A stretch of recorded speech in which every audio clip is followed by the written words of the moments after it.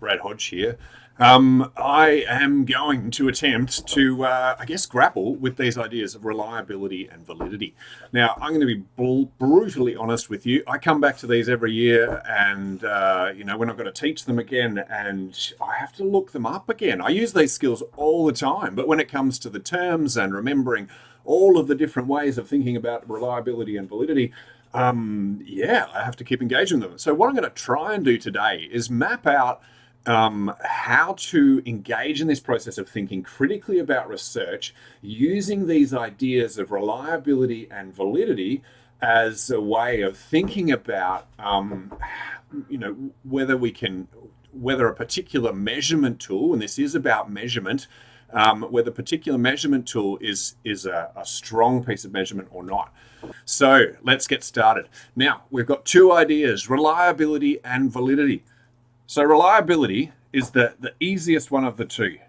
Now, with these kind of ideas, I'm always keen to start with the easy one first. So we're actually going to do that. Now, at the really simple level, and I'm a big believer in understanding at the simple level before trying to get into the complex stuff. So at the really, really simple level, reliability is about consistency.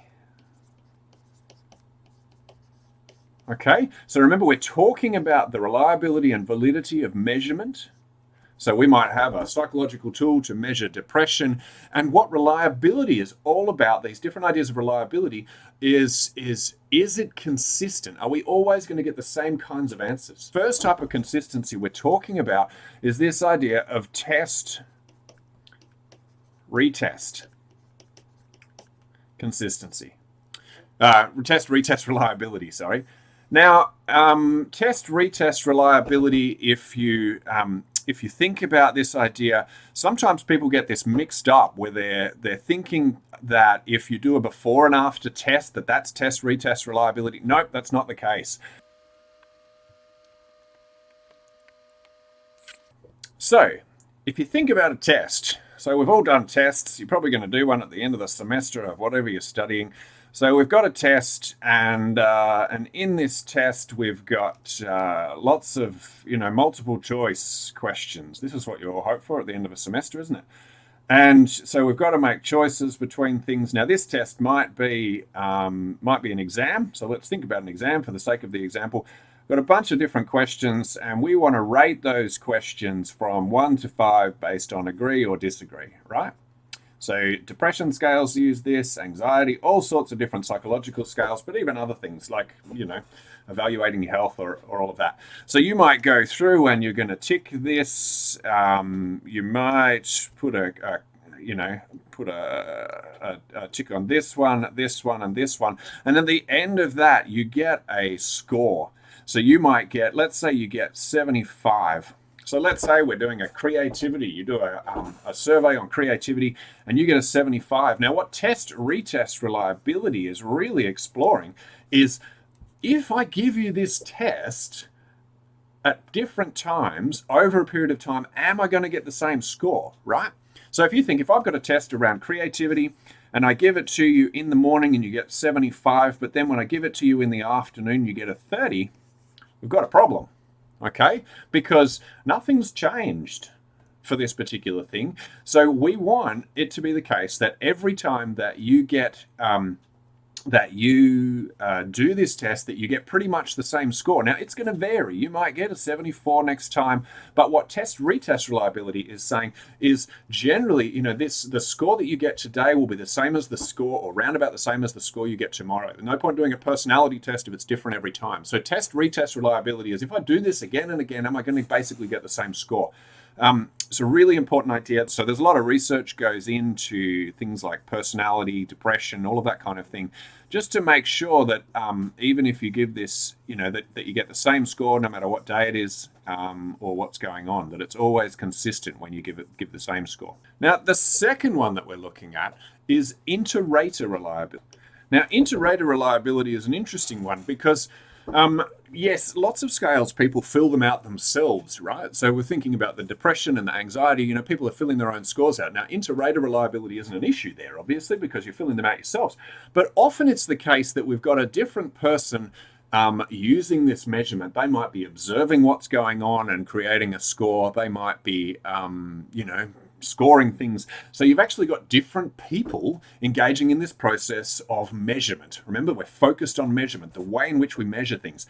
So inter-rater reliability, if you imagine that you were a diving person, that you were into diving, and basically your objective was to get an amazing score for diving, right? Now, we all know that divers get rated by multiple different people.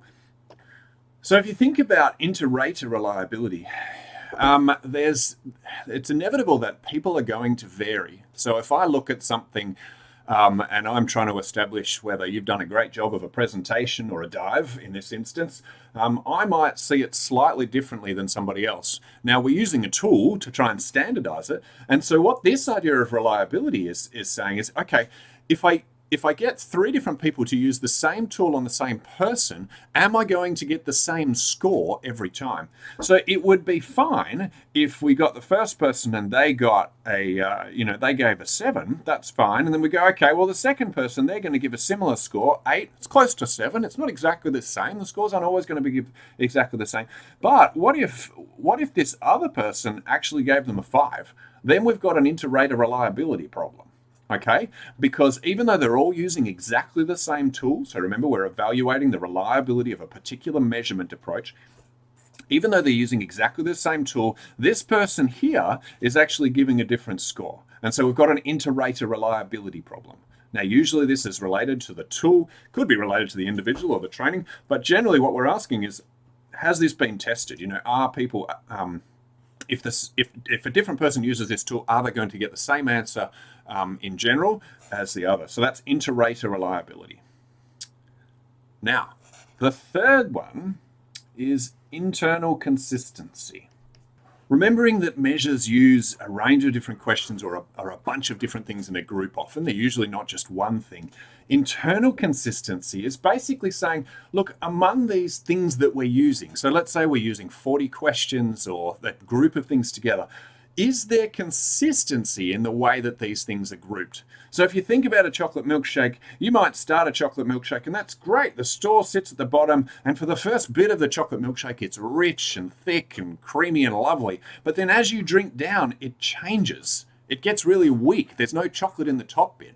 This is an issue of internal consistency. So when it comes to a measure, basically what you might find is that when you take half of the questions, that they have a really strong relationship to the outcome and a strong relationship internally, but when you have a look at the other half, it doesn't.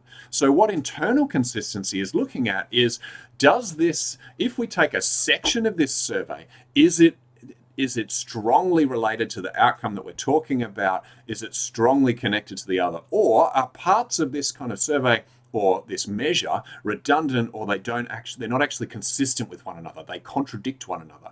So if you've got really strong internal consistency, all of the things within it will be highly correlated with one another. They'll be highly connected to one another because they're consistent. Okay? So that's internal consistency. All right. So now when we're thinking about validity, this is the idea of accuracy. Everything in validity is about accuracy.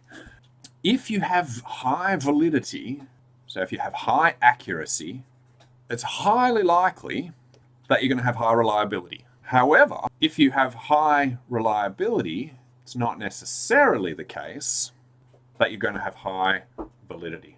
The reason we're starting with face validity, and to be honest, you kind of want to do this one first, because it's important to think about, but it's not a particularly strong way of thinking about validity. And this is important to understand because sometimes when you look at face validity, you kind of go, what's the sense?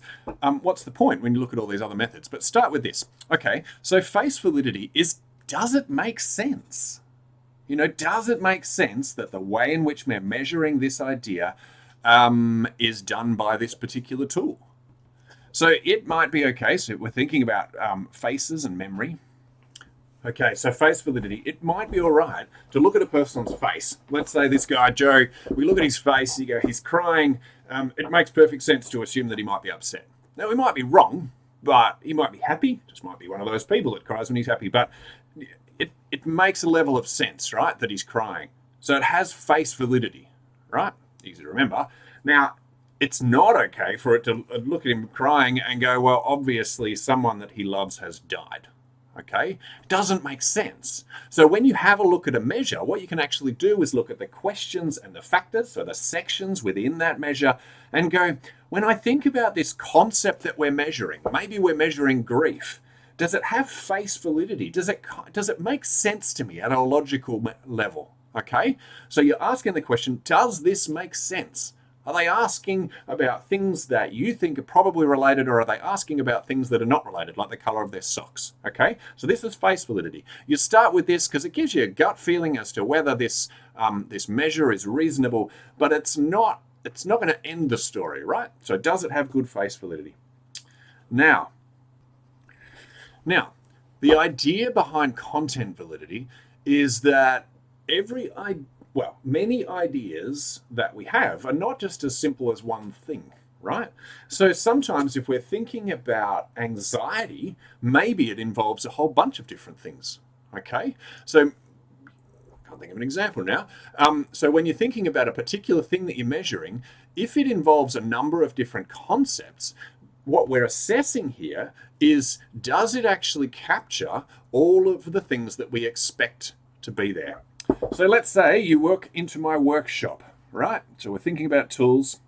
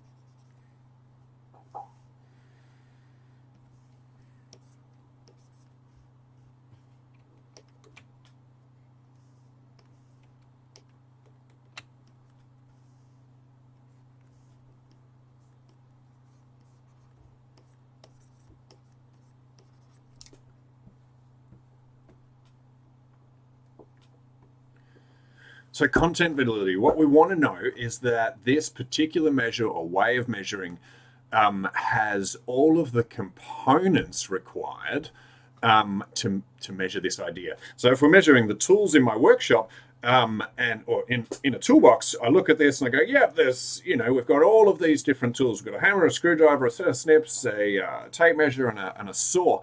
Now, this actually captures a bulk of my tools, right? So it captures all of the things that I'm interested in. So it's a reasonable measure. Now, if it only had one tool in there, that probably doesn't. So if you think about personality, for instance, the dominant personality theories would suggest that there are 5 components of personality. So we've got openness, conscientiousness, extroversion, agreeableness, and neuroticism. Now, if you come across a personality tool and you look at it, and rather than having those 5, it's only got 4 or it's only got 1, then arguably the content validity is a problem. Particularly if that study is trying to understand the role of personality as a whole rather than one of those individual factors. So your content validity is looking at the idea that you're trying to measure and then going, does this measure capture that idea completely? Okay? Or is it just capturing part of it? And that potentially could be a problem. Okay? So content validity, does it capture the whole thing? Now, the next type of validity we're going to look at is criterion validity.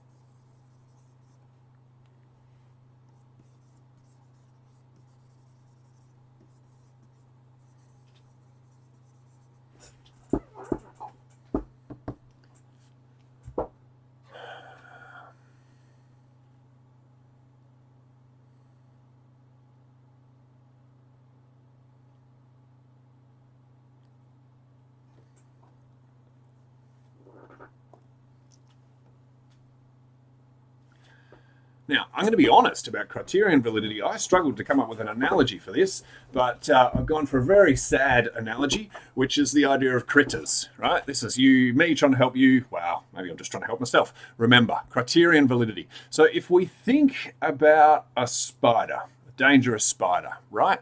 And we want to measure its dangerousness, okay? Now, what criterion validity is asking is, does this measure correlate with relevant things? So the ideas that we're trying to measure are often fairly complicated. Now, if we're thinking about danger, we might be thinking about the pain inflicted if it bites you. We might be thinking about damage, so tissue damage. We might be thinking about the frequency, so how often do they actually bite humans? Now, if we were measuring the danger of a spider, we would want the measure of the dangerousness of the spider to correlate quite strongly with all of these different things. So criterion validity, it might be that you're looking at something like a tool for measuring anxiety. Now, you would expect that that tool, that the scores, so the higher you score on anxiety, the higher your the presence of, stress hormones might be, or the higher your distress rating might be, or the lower your sense of happiness might be. But criterion validity is about asking yourself the question: does this measure, does this measure correlate with things that are relevant to this idea that we're trying to measure? All right. So construct validity is another way of thinking about validity. And what you'll find is that, yes, these things do relate to one another, but they provide you with a framework to think about exactly how good this measure of this particular idea is. Okay? So construct validity, as you can imagine, is this idea of the construction of how it fits together, how this idea that we're measuring fits together, and whether or not our tool of measurement actually matches the construct that we're trying to measure. So if we think about the ideas that we're trying to measure, the things that we're trying to measure are often quite complicated. So they're made up of a number of parts, right? But it's not that those parts are separate, they actually rely on one another. So if we think about the construction of a building, we've got all of these different pieces and they fit together. We've got the wall frame. I used to build houses for a living. We've got the wall frame. We've got the top lintel. We've got the roof timbers. We've got the stumps and bearers. We've got all of these different things, and they all have relationships with one another, right? Now, when we're thinking about a measure in research, the different components, so the different things that we might have included when it comes to, we might have included all of the element in the content validity, all of those elements, we've got all of those different things included. But what construct validity is saying is, do these things work together? So all of the ideas that we're measuring should correlate with one another because you're measuring one thing. So there should be relationships between all of these different things. Let's say I'm measuring bad outcomes at university. I think this is probably a bad example, but I'll give it anyway. Bad outcomes at university. And so I've chosen the components. So I've thought about this content validity and I've thought, okay, what are the components of a measure of bad outcomes at university? Now, obviously, one of them is going to be grades. One of them might be stress or distress. Another might be poor social interaction. So there'll be a bunch of different things. Now, if I'm measuring bad outcomes at university and I'm suggesting that this is a single idea, then when I get scores for each of those, they should generally be correlated with one another. So what that means is that if I'm suggesting that bad outcomes at university is this cluster of things, that if I get a bad score in one of those or a low score in one of those, that I'm really low on motivation, then it should be highly correlated with something else that I think is a component, which means that I should get a really low score on when you're thinking about the strength of a study or the strength of a study's measures. You need to step through each of these things individually, particularly when you're just starting to get your head around it. So think about the test-retest reliability, the inter-rater reliability, the internal consistency. Think, have we achieved all of these objectives in the measures that have been used in this study? If we have, then we've got high reliability. And then think about the validity. Does it have face validity, content validity, criterion validity, and construct validity? Now, this might all feel really, really complicated for starters, but what you'll find is that by going through these methodically, that over time you start to just use those approaches without having to think through it. Okay, so learning these ideas slowly will enable you to enact them quickly and evaluate the value of a particular measure in a study really, really quickly.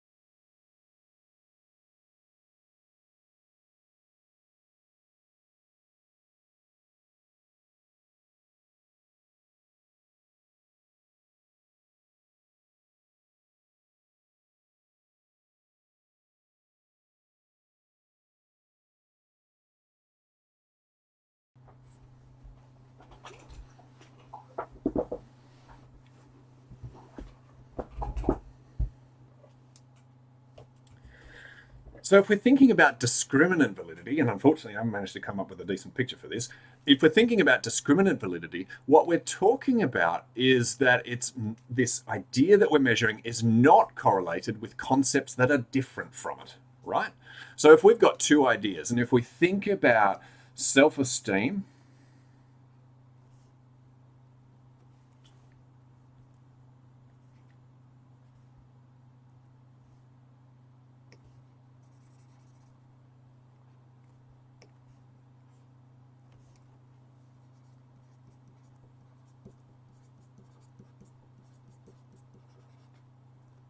now, self-esteem is this idea of my view of myself, of how, like, a simple version, how good I think I am, right? So if we're measuring self-esteem,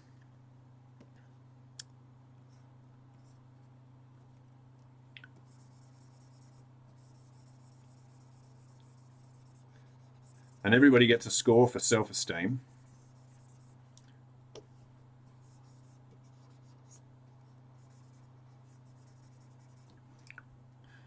but then you also measure mood. Now, the idea of self-esteem is that it's pretty stable. It changes a bit over your lifetime, but not a huge amount, right? So then if we go away and measure mood, these two things shouldn't correlate that much with one another. So there might be a bit of correlation, there might be a bit of relationship in that, maybe if you think fairly highly of yourself, you might be more likely that your mood is positive, but your mood fluctuates every day. Okay, so, by the end of this video, you might be bored out of your mind, but your mood, but your self-esteem is probably the same as what it was at the start of this video. So discriminant validity is about asking the question of, have I, when I look at these measures, are these things, do the scores, are they different? Okay, they shouldn't be highly correlated. So if you've got a good measure of self-esteem, or a good measure of mood, then it shouldn't be highly correlated with self-esteem all the time. Okay, because it should vary according to the day of the week, for instance. Okay, so discriminant validity is about making sure that this measure of yours, the measure that you're using, is actually discriminating the idea, so narrowing off and focusing on the idea that you're actually measuring. So it's discriminating against other things. So if we go back and think about this, what you need to do to critique, and I'll be honest that this stuff starts to come naturally after a while, and you actually stop going through logically, and you just start to see these things, is you go through and you start with, all right, so I would start with reliability. Now, you might start with validity, that's fine. Have a look at a study and go, do the measures fit this test-retest idea? Okay?